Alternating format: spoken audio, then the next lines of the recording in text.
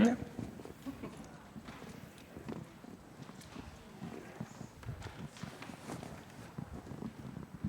Well, welcome everybody. I am Nicole St. Pierre, president of OBHS. For quite a while now, starting to feel like the Hotel California, but welcome to our lecture series 2025. We've renamed it Let's Talk History, and we're going with that.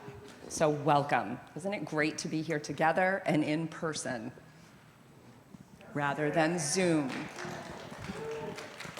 Although, Brad, I know you prefer Zoom, right? No. No. Exactly. No. I'm going to start with the thank yous because they are so important to us as an all but one person volunteer organization. And as we know, it really does take a village to do all that we do.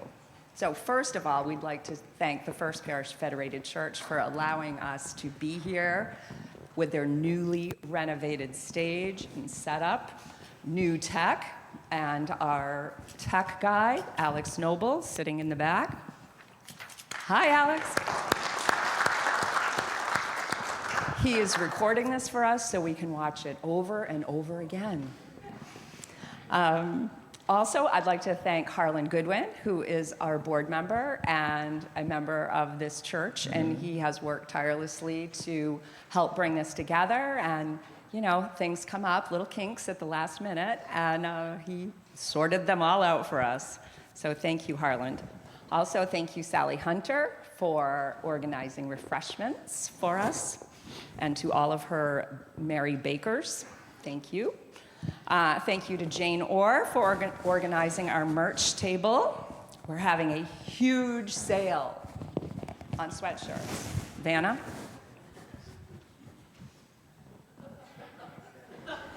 All right, dude, this is supposed to be in the front. Oh, sorry. Front. Imagine that's in the front. It says, it's our new logo, and it says Counting House Museum. These are our sweatshirts for just $10. They could be yours. So go out to our merch table afterward. And if we don't have your size, I'm sure we have it at the museum. We will get you one. So, thanks, Vanna.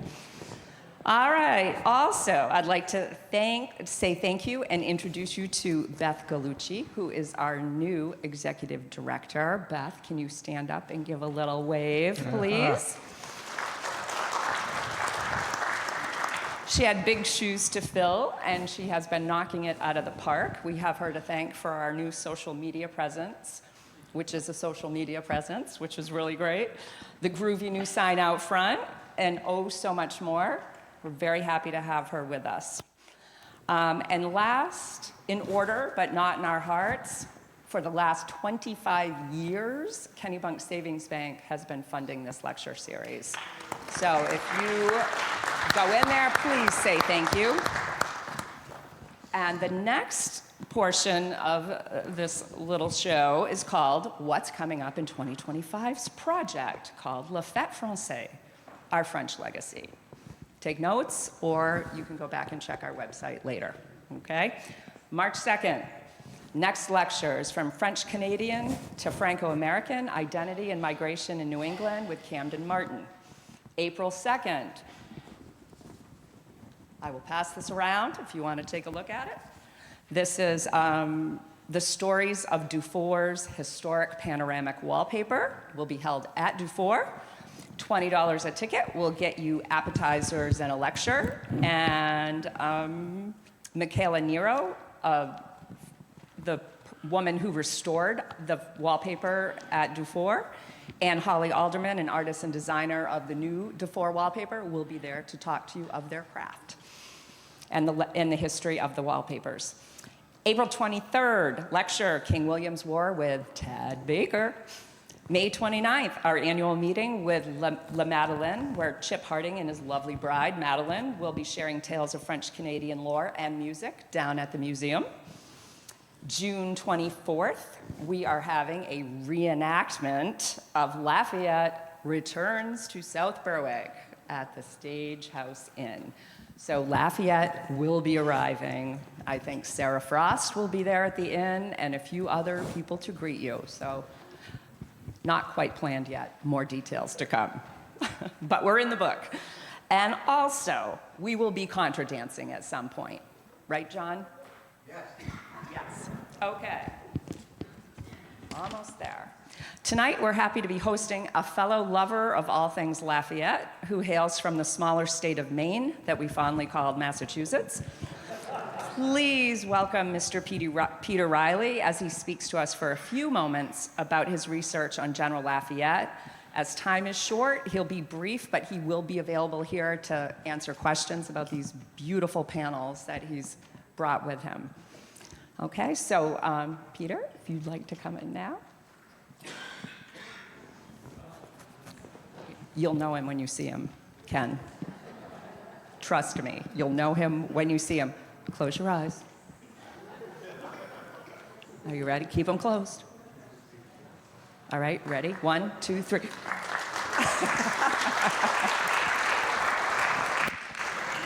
Hi, I'll try and be very brief.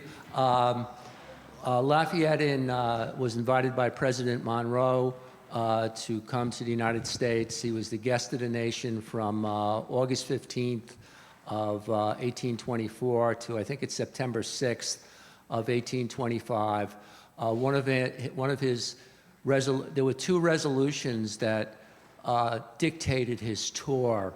One was that he wanted to visit all of the then 24 states, and the other was that he wanted to. He was invited to lay the cornerstone for the Bunker Hill Monument on June 17th, 1825. So that really dictated how he had to see all the other states. And then he still had on his bucket list Maine and Vermont. So that's why he was in Maine on June 24th. The American Friends of Lafayette is trying to recreate the whole tour. And it's going pretty well. We had 30 events in Massachusetts in August of 2024 and a few in New Hampshire. And this next June is shaping up nicely. You can find out about it on we have a website dedicated to the bicentennial, Lafayette200.org. And thank you very much for having us, and I hope you enjoy the panels. Thank you.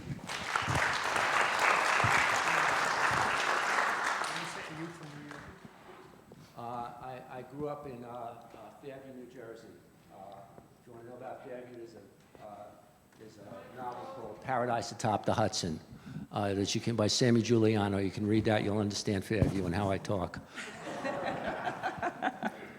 Thank you. I feel a little underdressed. And now we come to the main attraction. As always, we'll run about 45 minutes, and then we'll take questions at the end.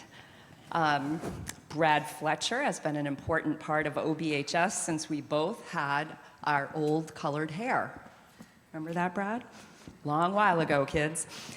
From creating this same lecture series that he's kicking off tonight, to being an integral part of this Chadbourne dig, to helping create local history curriculum for our local students, Brad has been a leader for us for decades. Now, a year into his retirement from teaching history and philosophy, anything else? No, that's good. Nah, that's good, okay. At Berwick Academy, Brad has returned to chair the lecture series for OBHS. The topics he's pulled together for our year of learning about our French legacy are interesting and engaging, and I, for one, am excited to hear about them, and it seems like these people are too, Brad. Look at them all. I'm looking more at this. It's not working. How many of you are members while he's fiddling up here? Should I have, how many of you are not members? No?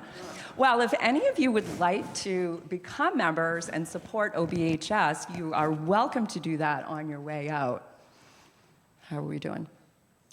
I got nothing. Oh. Harlan? 911. He's here. We need, I'm sure it's just some, we've not used this system, so it's the churches, so.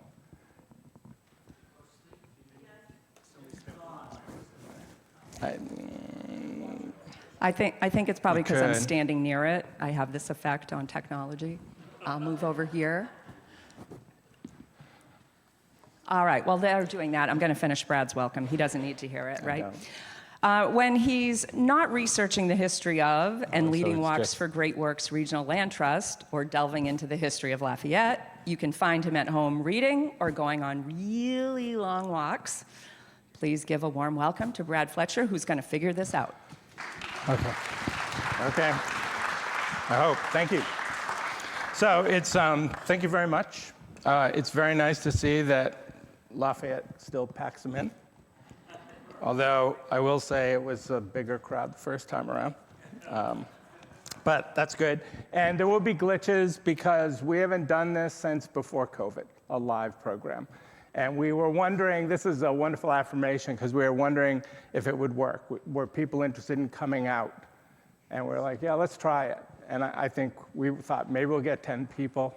So this is a remarkable turnout. So thank you very much for being here.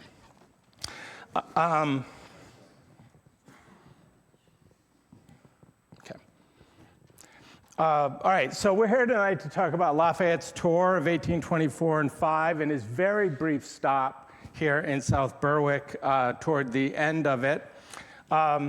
It's worth putting him in larger context about why he, we'll talk about why he was so popular and why he still is, that there's so much attention being paid to him now. And it's kind of interesting to think about that. Lafayette is honored and remembered in the names of more than 400 places and things in the United States. I'm sorry, 800 places and things in the United States. There are over 100 towns and counties named for him. There are 600 plus streets, avenues, boulevards, squares, and parks. School and public buildings, 24 public statues. Probably the most famous being Lafayette Park, across from the White House, where there he is on top, and there he is with his buddy George Washington. There is a New Hampshire mountain, a Virginia river, countless bridges, a Pennsylvania college, and briefly, there was even a national park named for him in Maine. In fact, Arcadia started out as Sieur de Monts National Monument, and when it became a park, it was named for Lafayette, and it became Arcadia in the 1930s. According to the Park Service, when a wealthy summer resident offered a very generous gift if they would just change the name. And what the story is that she had a thing against French names. And somehow they ended up with Arcadia, as if that was better, but so be it. And if you're kind of wondering how, I'm just a couple times going to go back. I want to show you if I can. So, there are a bunch of websites. He has a huge presence online here these days. The Lafayette Trail. Is this are they coming here? Because these folks are responsible for these. And these are all over the place. Yeah. Yeah, there's one in downtown Portsmouth. There's a map on here. They are literally everywhere. But where I learned about my 800 places was this. The Marquis de Lafayette memory space, I'll be honest with you, I did not really verify all of this, but it goes state by state with all the places named for him. I did run through that, and that's where I came up with the 800 plus. Maine, for example, has we have two towns named for him, Fayette in Kennebec and Lagrange. Lagrange was his estate in France, his chateau. So those are two very common names across the country.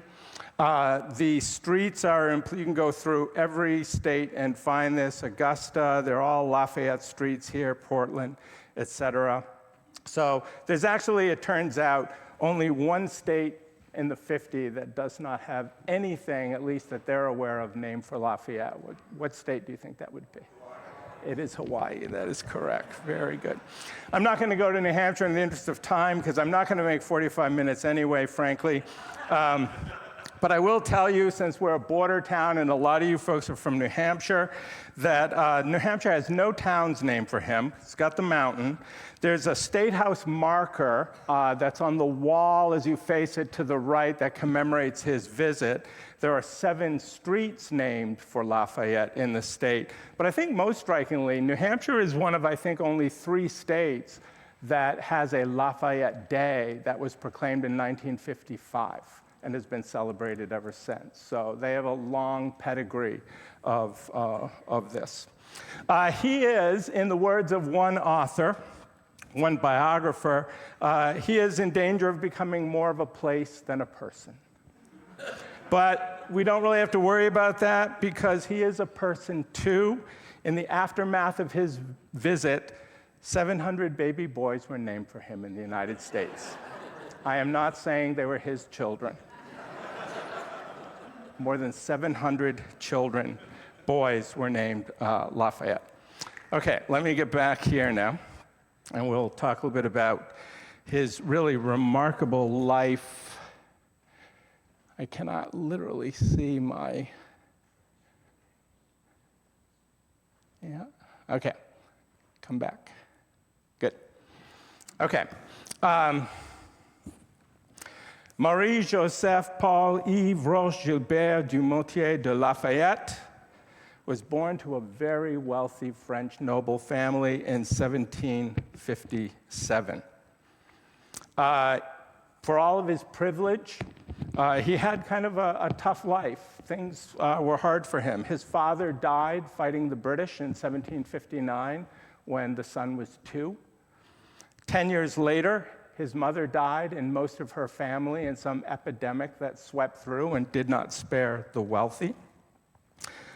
In that moment, the boy who was just on the cusp of becoming a teenager inherited a title. He became a marquis. He inherited a chateau and an estate. He inherited tremendous wealth. And a year later, he was made a lieutenant in the French army at 13. He was the most available young nobleman in France, so there was a lot of interest in him by families with daughters. And by the time he was 15, there was serious talk of his marriage, but the family decided they would wait until the bride, who was 13, Adrienne, turned 15. So they waited 2 years. He was 17, she was 15, before they got married. This is the earliest portrait of him as a teenager. By the time he is 19 years old, well, actually even 18 years old, he's getting really restless for some adventure. It's driven by 2 things. He has a lifelong hatred of the British for killing his father, and he is deeply, deeply inspired by the cause of American liberty. So he has the wealth to charter a ship, load it with arms, and to take him to North America to offer his services at no charge to the Continental Congress. They have a habit. This is him in his new Major General's uniform, painted by Charles Wilson Peale not long after he got here. The Continental Congress had a habit of being deeply enamored of Europeans who professed military experience, because very few Americans had any. He had been a captain at this point in the French army, so it seemed like a logical step to make him a major general. But aided by the fact that he was French and very well connected with the French monarchy, and the Americans knew that they were going to need to lean heavily on the French if we were ever going to win this war. So he was shipped off to George Washington's army, where Washington invited him to join his staff, where he would remain for several years. He had very little military experience, but he was incredibly, almost recklessly courageous. In his first battle at Brandywine, he was shot in the leg rallying American troops who probably couldn't understand him because he really didn't speak English. In fact, that may never have fully healed because he was somewhat lame, and he walked with a cane after that. The next year, 1778, he fought very well at Monmouth. He fought in the Battle of Rhode Island, where black troops fought on the side of the Americans. He fought in northern New York, and he fought with Native American soldiers who fought with us. Late in the war, he was finally given his opportunity for independent command and was sent down to Virginia because Cornwallis and the English army was coming up through the Carolinas. Cornwallis was not terribly worried about him. He referred to him as the boy.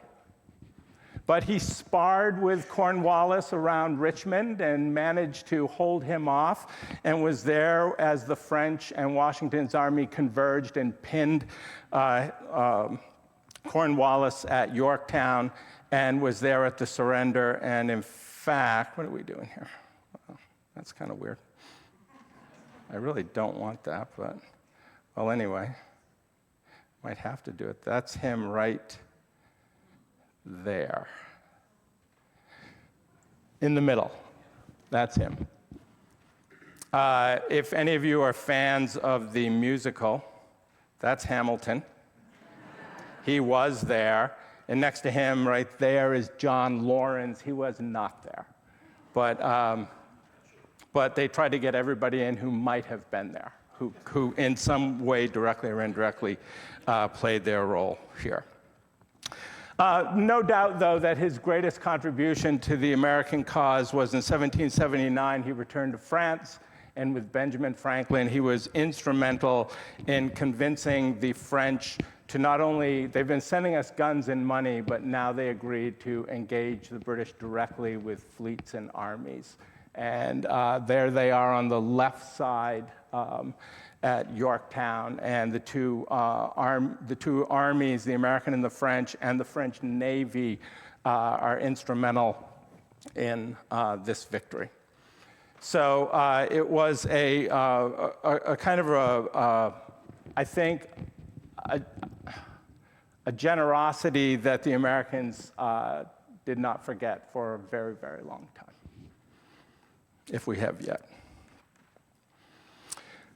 When the war was over, he went back to France, but he ended up returning here, and in 1784, and here he is visiting Washington at Mount Vernon. He and Washington had a remarkable relationship, really a father-son relationship from the very outset of their working together in the Continental Army. It makes sense. This young man was looking for a father figure. Washington had no children of his own. And so in each other, they found something that filled, I think, a really deep need. And I think this is part of the magic of when he comes back, what he means, because he is a living, breathing connection to the great George Washington, who is very nearly a deified figure in the early American world. I like to think while he's here in this picture that what he's doing is trying to talk Washington into his scheme for emancipation of slaves and the abolition of slavery, which by this point has become a really animating cause for Lafayette. He doesn't convince Washington of that, and I won't be able to blow this up for you, but, well, maybe you can read it. I can read it for you. But you may well know that when Washington did not free his slaves, but in his will, as he died, and this was printed in a Connecticut paper, it said, item, upon the decease of my wife, it is my will and desire that all of the slaves which I hold in my own right shall receive their freedom. So Martha outlived him, and then when she died, about a third of the Mount Vernon slaves were freed. And he also goes further to get education, to provide some occupational training, in some cases some compensation for elderly people to care for them the rest of their lives. It isn't quite, it doesn't certainly go as far as Lafayette would have wished, but among the founding fathers, that's probably about as extraordinary as we would see. I think there can be no doubt that Lafayette helped win him over to that issue and the justice of that cause. Before he left here in 1784-5, he was already being lionized throughout the states. And the state of Maryland and I think Connecticut made him citizens of their states. And he all his life liked to say that he was a citizen of the United States before such a thing existed in France. But that was going to change in France because he went back on the eve of the French Revolution. And so here he is now, this remarkable young man who advocates for Republican government, human equality. Thomas Jefferson is there in France as the American ambassador, and together they draft the Declaration of Rights of Man, which you can, if you read it, I didn't put it up here in the interest of time, but if you read it, it draws heavily on the language of the Declaration of Independence, but it then goes much, much further than that. It goes into what good government should look like. It goes into civic freedoms and rights that are nowhere to be found in the Declaration of Independence. So that is absolutely his handiwork with Jefferson. But as things take a turn toward violence in France, he is made a lieutenant general in command of the National Guard. This is him in that uniform in 1791. Now he's in an impossible place. He supports the ideals of the revolution, but now he's in charge of providing stability and safety, not just for the nation, but to guard the monarchy. And that's an impossible balancing act in France at this point in time. And it's only a matter of time before he'll have to fail in this. And it happens in 1791 in Paris at the Champ de Mars, where a mob has grown, and it's getting really ugly and violent, and Lafayette orders his troops to fire into them. He says about a dozen people are killed. They say, and I think historians agree, we have no idea, but it was probably several hundred people. Suddenly there are calls for his blood. There are assassination attempts against him. Lafayette realizes that he is in peril, and so he goes into exile. Flees to Austria, where they throw him in prison. At some point, he spends 5 years in prison between Austria and Prussia in really squalid, abject conditions. Jefferson and the Americans are desperate to do something for him, but we don't have any kind of diplomatic ties to these countries. So we don't have any leverage to use here. And it just comes down to that Jefferson tries to get money to him and to his family, who is struggling in revolutionary France just to survive. He, again, as I said, he's passed to the Prussians. Nobody seems to know what to do with him. Nobody wants him, but he's too important and famous to get rid of. And I think one of the really remarkable moments in this story and in his life is when his wife and his daughters arrive at the prison and insist on being sent into the cell with him to live. I think that shames the Prussians into releasing him into more comfortable house arrest. It's one thing to have him there, but not these women and his daughters. So here he is at the end of the 1790s now, at least not in a dungeon anymore, with his wife and daughters. His son, who I should have told you was named George Washington. His son has been sent out of the country because his life is in danger. But Lafayette is still a stateless man.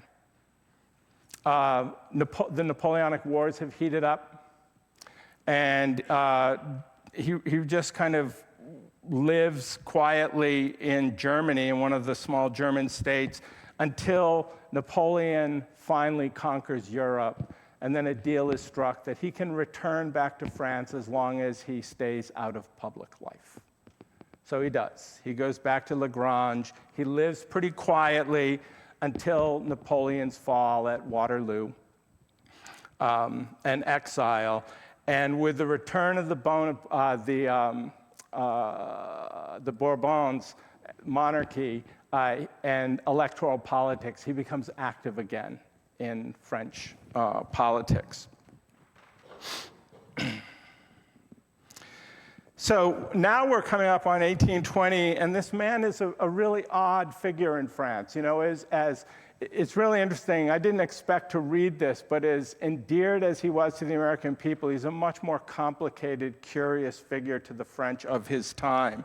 I mean, think about it. We have an aristocrat who's espousing democracy and equality. We got a Republican who believes in constitutional monarchy.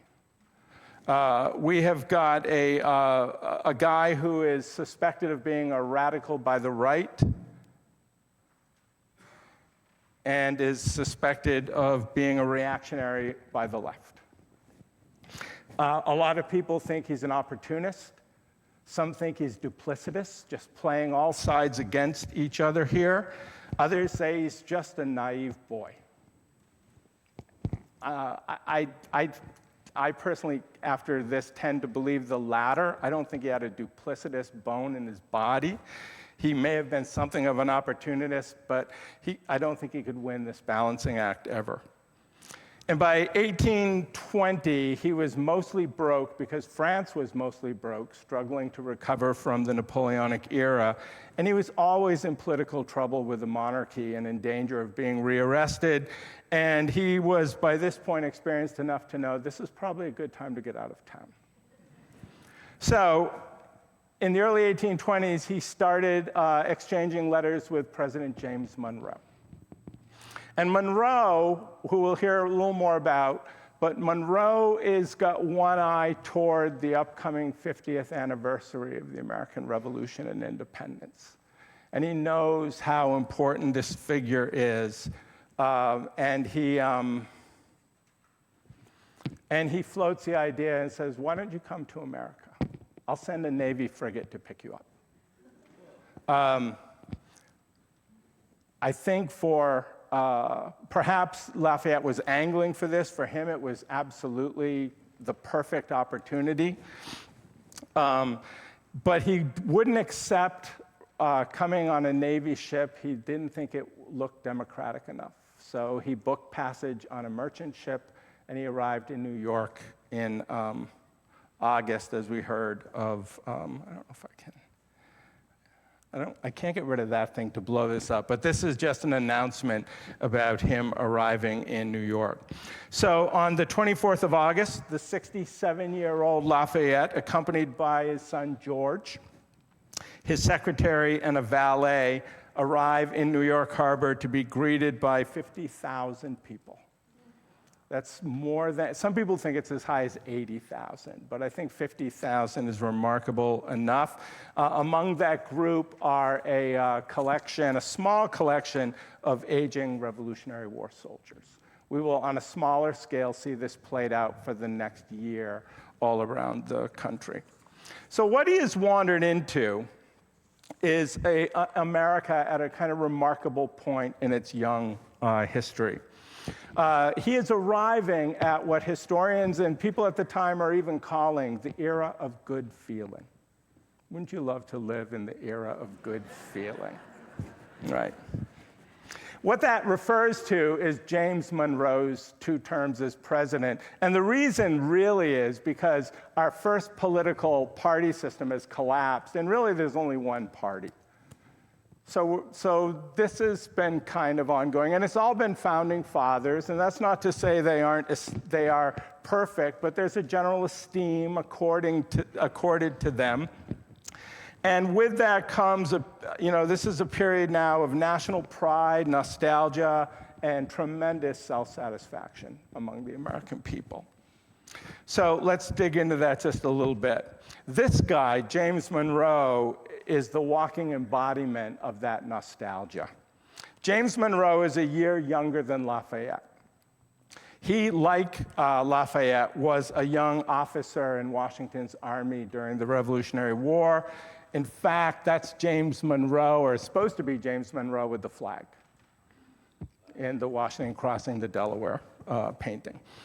James Monroe, there's a lot of problems with this picture, but James Monroe was at Trenton, was severely injured at the Battle of Trenton, but survived it, and went on to serve pretty capably throughout the war. So he's a lot younger than the Founding Fathers, which is why he will be the last of our Founding Father presidents. But, we're in 1824. John Adams and Thomas Jefferson are still alive. They're well into their 80s. They will both die on July 4th, 1826, the 50th anniversary of the signing of the Declaration, which they are the architects of. And 7 years later, on July 4th, James Monroe will die. So the Founding Fathers are even leaving in a highly symbolic kind of way. But that's the key here. This generation is dying. They're getting old. Concord, Massachusetts in 1775, right, where the war starts at the North Bridge, they hold a community-wide celebration and note that there are just 30 veterans left. There aren't very many of them. They're getting very old. It's not just that they're old, it's that the American population is young and doesn't remember that time period. We gotta stop and just hang with this for a moment. In 1825, the median age of the American people was 16 and a half years. It's over 38 years today. That's most of our problem, right? It was a nation of children. Now, that's because of a very high birth rate and a pretty early age of death, mortality. But the result of that was that there are very few people around who even remembered the Revolutionary War. I mean, if you were 16 then, your parents weren't even born when the Revolutionary War was fought. In 1820, in the US Census, the last category for age that they counted for the really old people was 45 and up.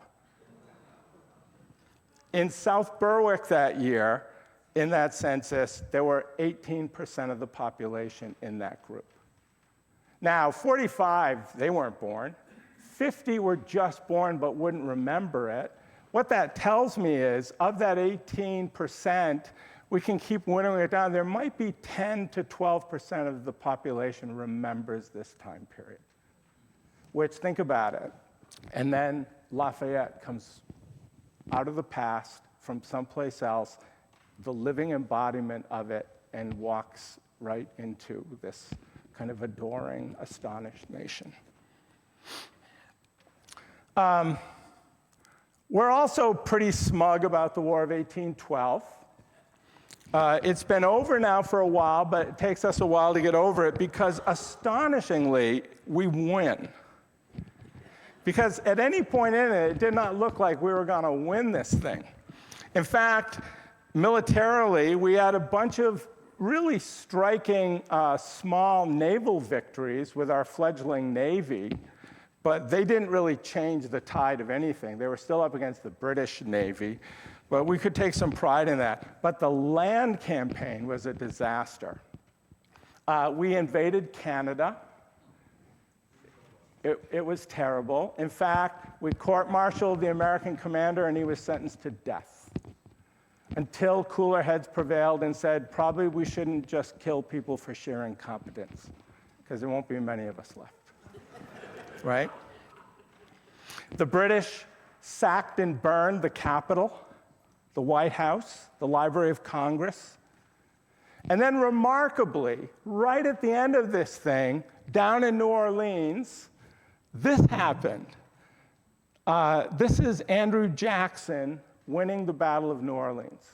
Jackson had rushed down to save the mouth of the river, threw together an incredibly motley force: slaves, plantation owners, shopkeepers, militiamen, some pirates, free black, Native Americans, some soldiers, frontiersmen, this motley group facing a larger professional British army. But here they are, south of the city, and the Americans on the left are behind earthworks and cotton bale fortifications. The British are stuck between the Mississippi and an impassable swamp. Oh, thanks. And the only thing they can do is keep charging straight at it. Jackson loses 100 men. The British lose 2,000, a quarter of their force. Their commander is killed. The Americans just can't believe it. It's like heaven sent or something like that. It didn't even upset anyone that they discovered the battle was fought 2 weeks after the peace treaty had already been signed. What a tragedy this thing was. So the Americans are still, we like to call it the Second War of Independence. It wasn't. We like to think that, like our forefathers, we stood up to the British, when in fact the real reason we won is because Napoleon was in his final days fighting for France, and then after they beat him, he came back in the 100 Days, and the British rightly understood that Napoleon was a far greater danger to Britain than these guys were, so we didn't ever face the cream of their army or navy. But a win is a win, right? So that's what we did. And then there was the sheer fact that the United States is growing. It's growing astonishingly, in fact. We have, in this time, more than doubled the size of the country, right? Now it extends out. This map from 1825 doesn't even go all the way out to the Rocky Mountains. We have added in what was Spanish Florida here. We still don't know where the northern boundary of Maine is and up there, but it's not where it is on that, but we'll get to that. Well, someone will get to that later. From 13 states now, we have gone to 24 states. Maine was the 23rd. And the population, which at the time of the war, Revolutionary War, was 2.5 million, is now over 10 million. Our economy, our commercial strength has been somewhat, because of the war, has forced us to develop it. And the Americans are seeing growth and change and commercial activity all around them. So into this comes Lafayette. And I think he's the recipient of all the goodwill, of all the nostalgia. The pride is we can show this father figure what we've done here. And everyone is so eager to do that. Initially, the plan, when he first comes, really is to do a short 3 or 4 month tour. He'll go up and down the eastern seaboard, and he's talking about seeing the 13 original states. Everywhere he goes, though, he is like this in Philadelphia. There are vast cheering crowds. Every town and city, including Portsmouth, sends him invitations in 1824 saying, we want you to come. Everyone is trying to outflatter everyone else, and he is determined to do what he can. In 1824, again, he arrived in August. In 1824, he came up as far as Portsmouth. I probably visited the naval shipyard, so I don't know if he actually crossed over, got to Maine or not on that trip. Do you know anything if he ever got to Maine, Peter? He did on that trip? I know. I don't really want to get into that, but I am a little curious about that.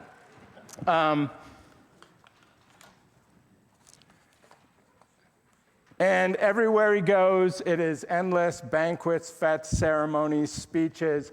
one biographer said he had to listen to some of the worst songs written in his honor that anyone's ever had to endure, which I really suspect is painfully true. What he is, in many ways, I would say, is for the time the only true celebrity. This is from when he went to Portland, a ribbon that people were cranking out things, stamping his face on them. There was really no celebrity culture at the time. I would say largely because celebrity culture as we know it is a function of the modern era, really mass media that can promote and create celebrity and keep this thing going. And nothing like that existed. One of the questions I have as I finish this that I don't know the answer to is how in the world the word got out about where he was going. As we'll go back and talk about, and you'll see. I don't know how the word kept ahead of him to get people so they could get organized, but it happened. So something was going on here. There were very few national figures of heroic stature, very few even really famous people. Most politicians were just regional figures. Presidents were largely known in their region and only vaguely beyond that. You, as an American, would never see a famous person probably in your small town. The only group that would qualify, and our culture is so young, we haven't had time to develop heroes yet. We didn't really have military heroes. The revolutionary figures are dead, except him. The War of 1812 was a disaster, except Andrew Jackson. And Jackson will ride that into the presidency in 1828. So this guy is it, and I don't know if you're not going to be able to read this, but I love this. This is on Maine Memory, a sampler, and it says here at the bottom, "Welcome, hero, to the West, to the land thy sword hath blessed, to the country of the free, welcome, friend of liberty. Grateful millions guard the fame, age and youth revere thy name. Beauty twines the wreaths for thee, glorious son of liberty. Years shall speak a nation's love, wherever thy footsteps move. By the choral paean met, welcome, welcome, Lafayette." And the bottom says, wrought by Sarah Ann Minot, Portland, October 1824, age 9. Isn't that lovely? He winters in the DC area, winter of 1824 into 1825, making plans to extend this trip sometime into the next year. Let's see if I can get back to one of my... he does go down to,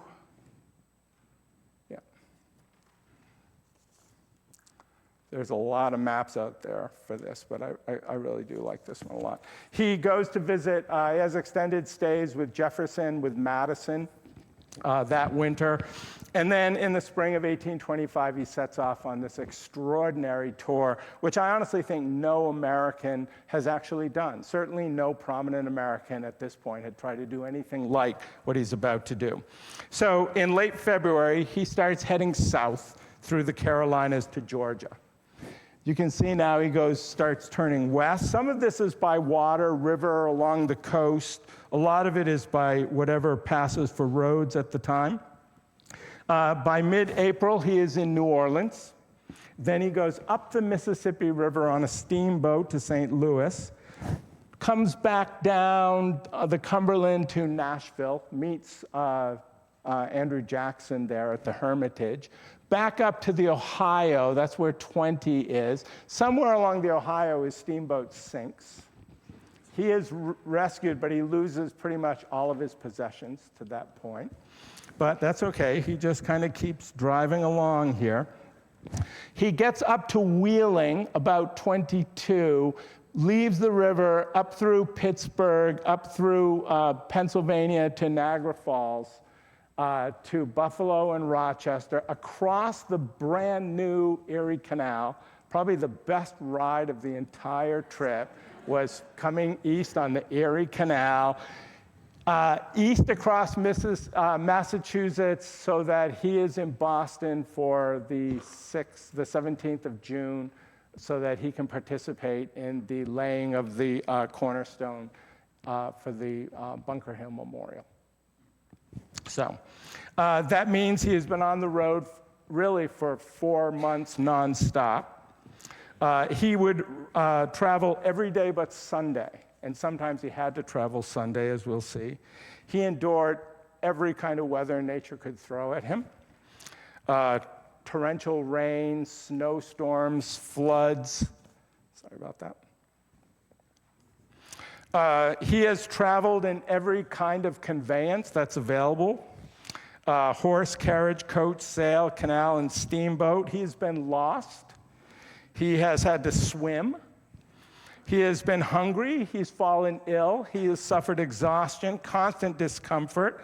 It has been incredibly difficult, but everywhere he manages to change his clothes and get dry again and get some food, there are crowds waiting for him to love him.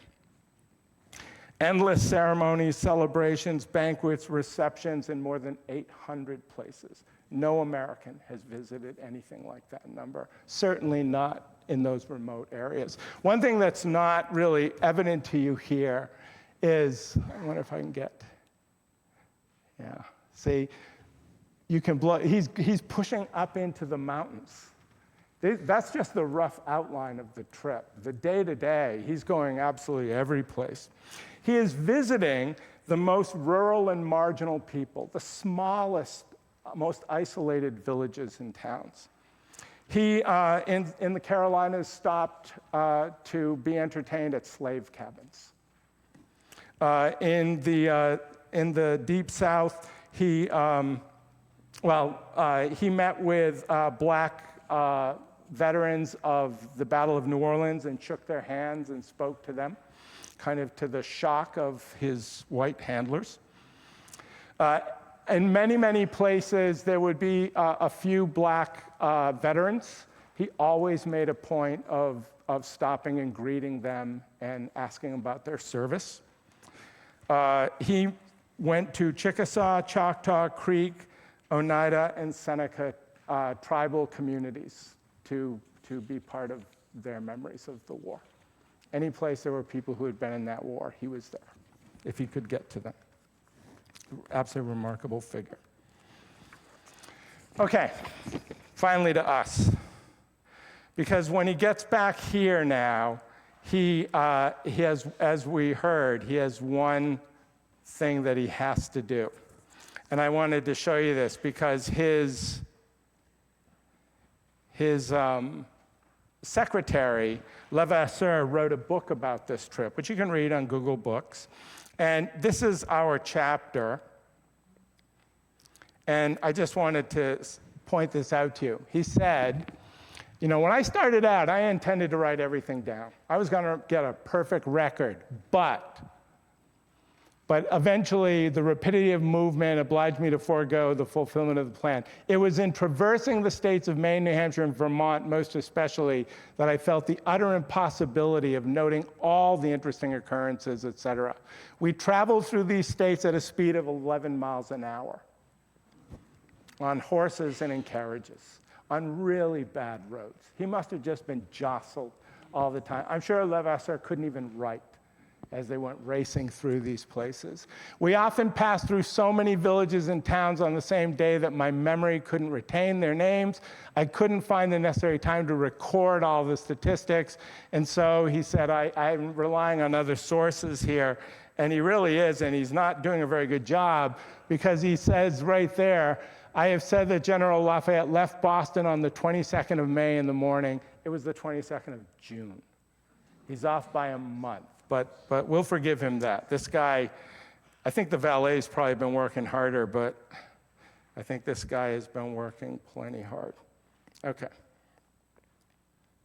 This is a portrait of Lafayette painted at this time by Samuel Morse. So Samuel Morse also who brought photography to the United States, and Samuel Morse, who we most associate with the telegraph. But he was a great great artist as well. Great portraits. I should point out to you, Lafayette wore a hairpiece. I don't judge. Okay, so here's what happens now. Oh, I should go back, but I'll just read it to you. So he writes this. They go to Concord on the 22nd of June, busy day. They come across Route 4. He spends the night in Dover, although some places get that wrong, but it's very clear from Levasseur they're in Dover. And then he says this, and I'm going to read you. Here's our whole trip right here, edge of the seat stuff. Quote, after having quitted Dover, we arrived on the frontiers of Maine, where General Lafayette was received by a deputation with which we directed our course to Portland. The guy just asked for directions, I think is what that meant. That's it. There's no name.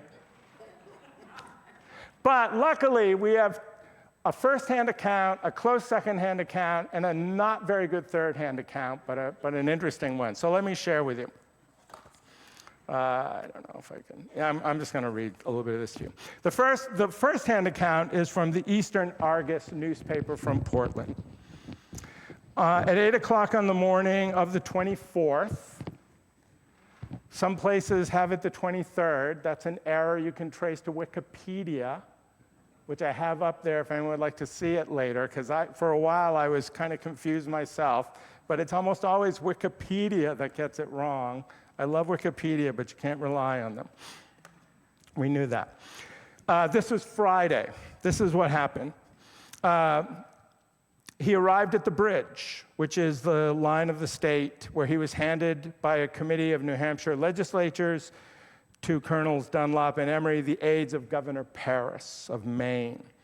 On the line of the state, under a civic arch of evergreens, festooned with oak leaves and adorned with roses, Colonel Dunlop, in an appropriate address, welcomed him to the state of Maine, to which the general made a suitable reply. He then entered the carriage with Colonel Dunlop and rode uncovered to Mrs. Frost's hotel, which is right down there on the right side, right, where the stage, what's it called? Stagehouse Inn, right, is now. Would become the Paul Hotel and is now that. Okay. The street for nearly the whole distance was lined with misses and young ladies on one side, lads and gentlemen on the other, who as he passed retained their stations and cheered him with "Welcome, Lafayette." Near Mrs. Frost, similar arches were erected over the street and the gates of the front yard. On the balcony over the front door, in the presence of a large concourse of people, the Honorable Benjamin Green, as chairman of the selectmen of the town, addressed him, short thing, to which he gave a suitable reply. He was then entered a hall elegantly decorated for the occasion, where he breakfasted with a large number of gentlemen.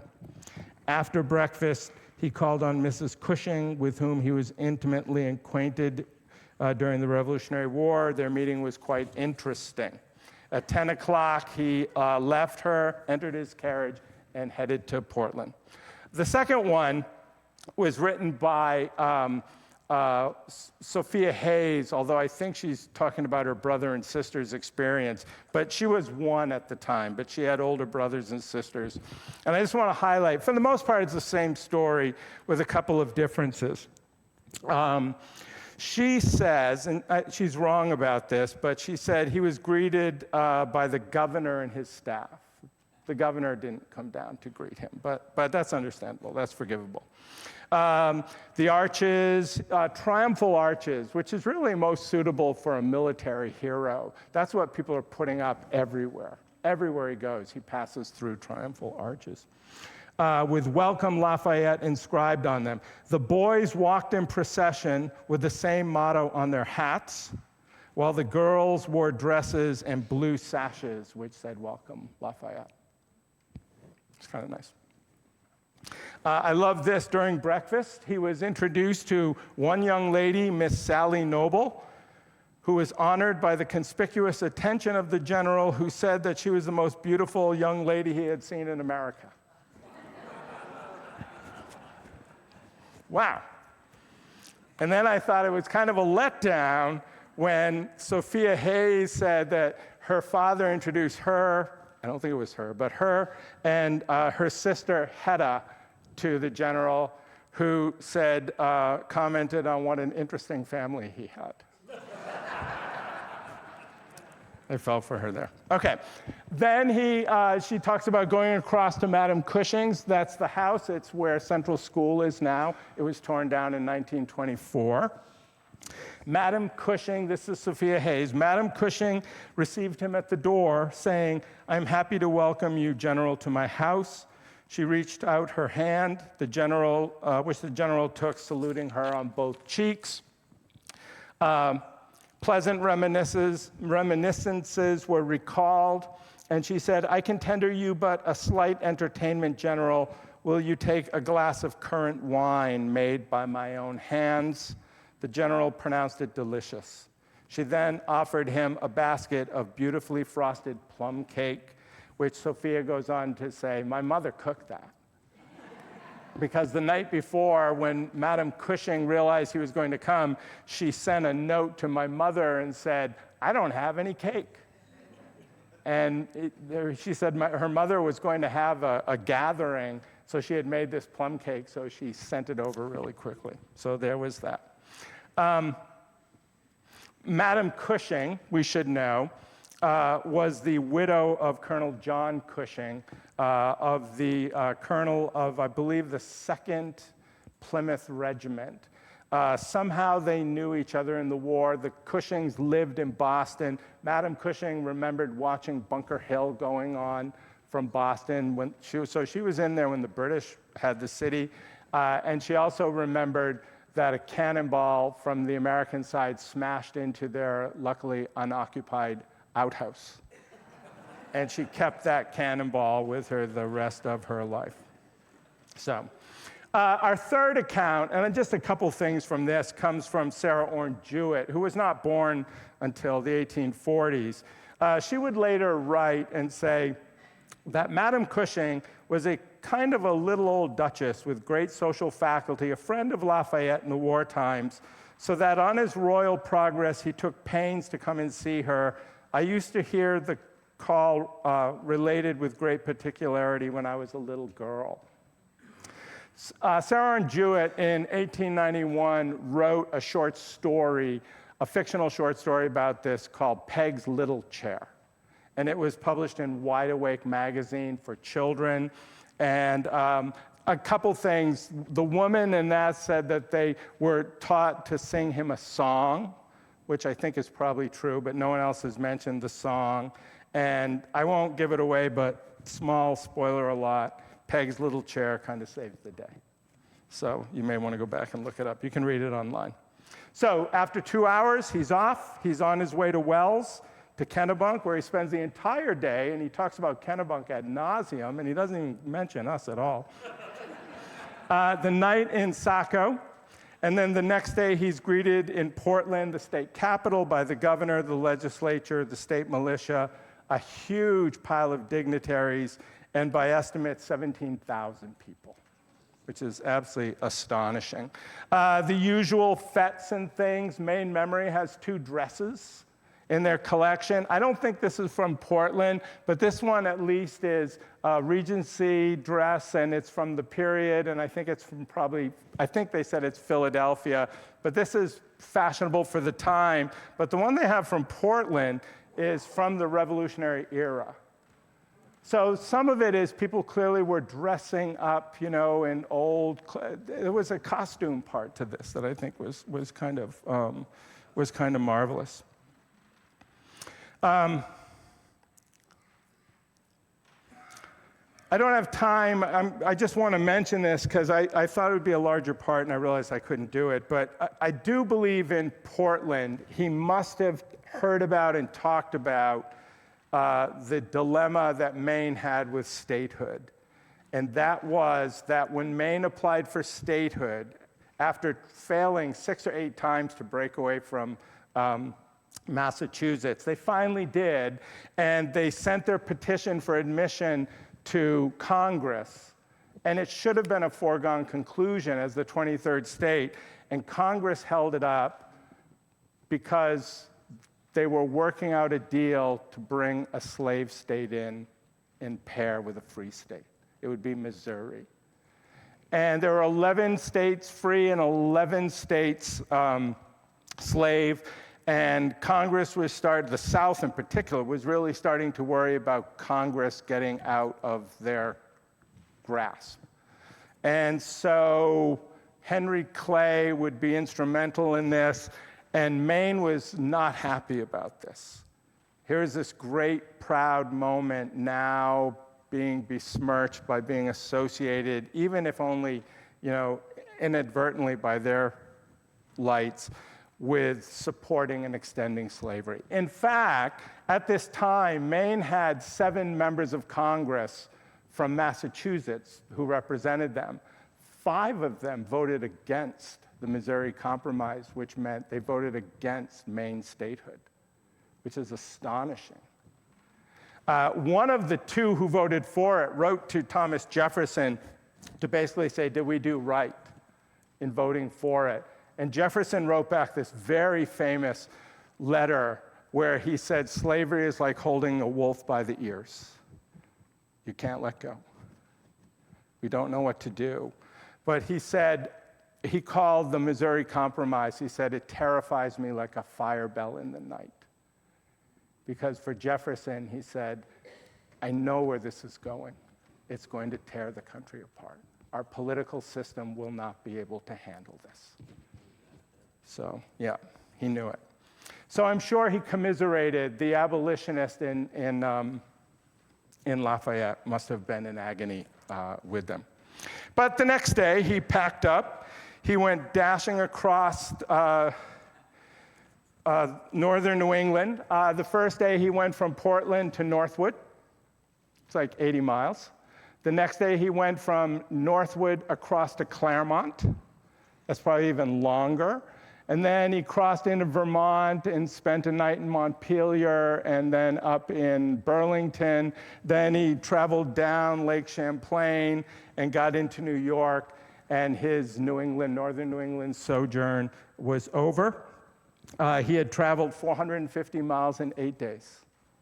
He had spent at least 5 hours a day in a bumpy carriage. That's actually, a lot of these carriages still exist that he rode in, but this is one of his carriages that I don't know if he was using it at this point in time. The end of the tour was now in sight. July and August, he was traveling down the Hudson at a more leisurely pace.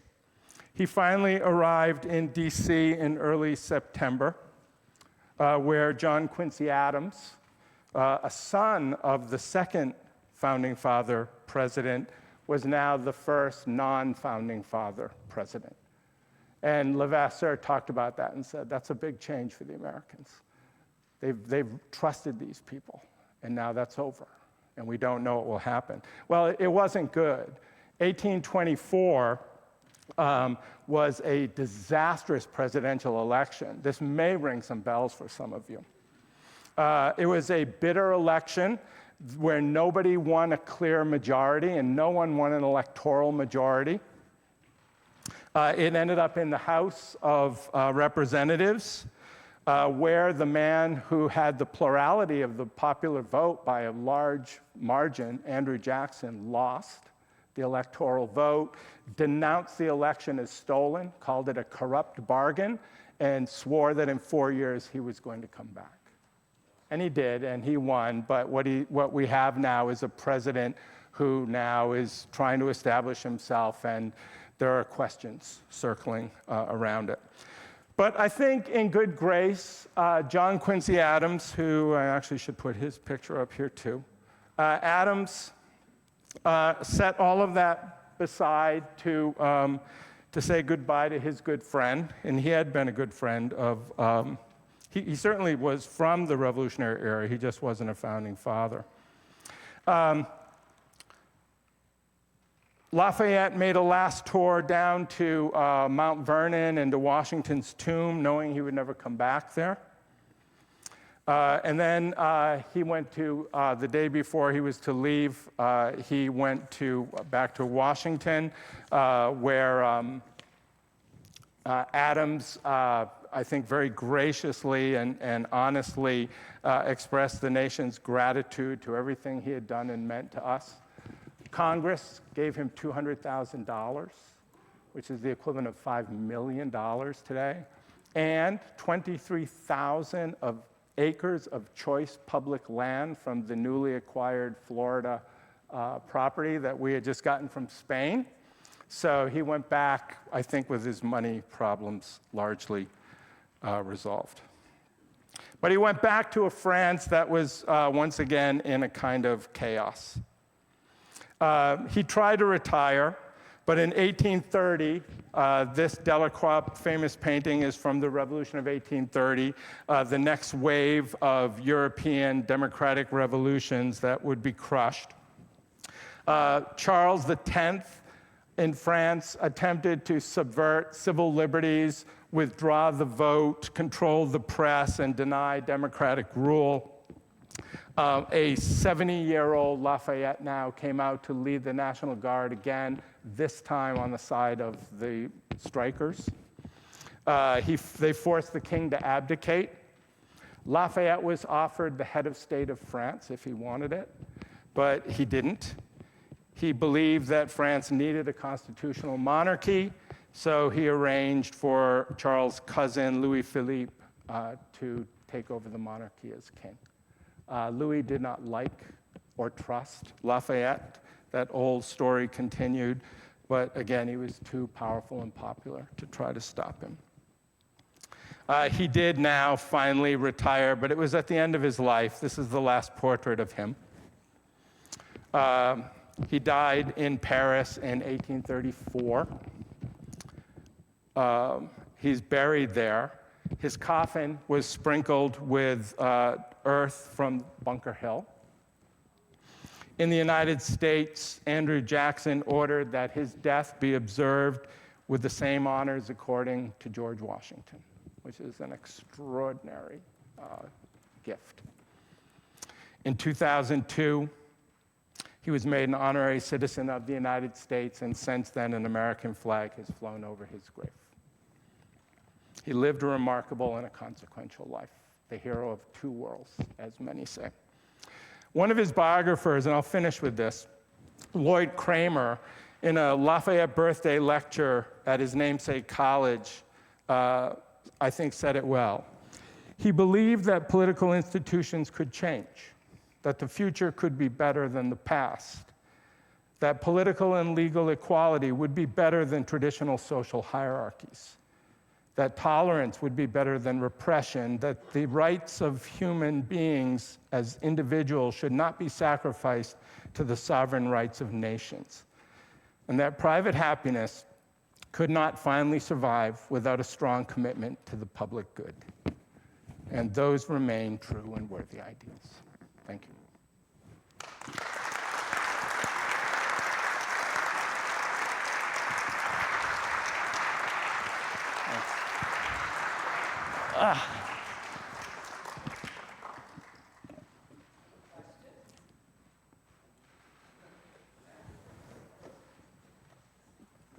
Your hand was up first, yeah.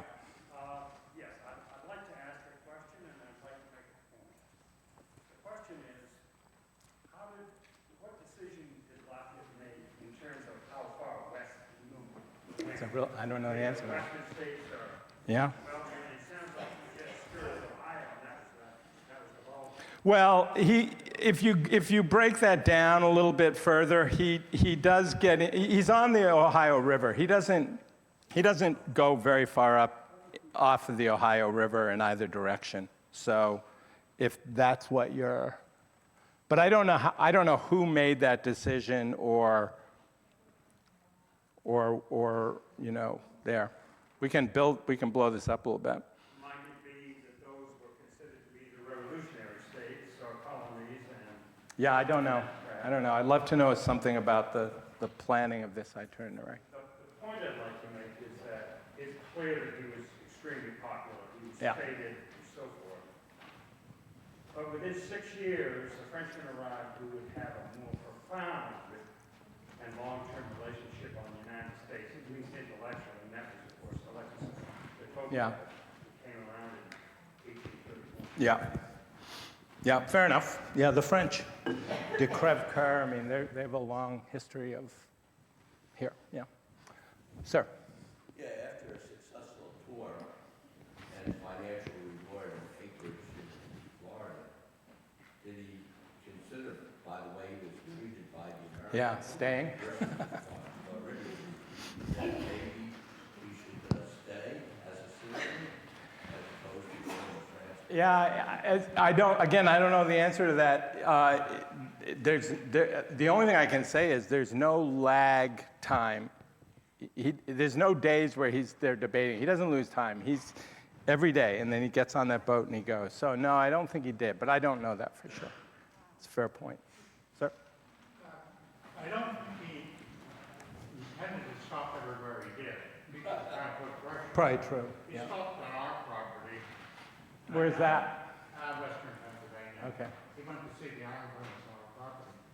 And I don't think he knew that Washington actually had crossed. Oh, that's interesting. Yeah. 30 years Wow. before. And Right. kind of a key place, but I don't think he knew about it. Right. Someone he got there locally, and someone was. Yeah, it wouldn't surprise me. It wouldn't surprise me. Yeah, it's a fascinating question how that got planned out. So, yes. Did Lafayette actually bring any troops with him when he came to the American? No. Came just himself. Yep. And a load of weapons that he had bought. Yep. Yep. All right. Well, thank you very much.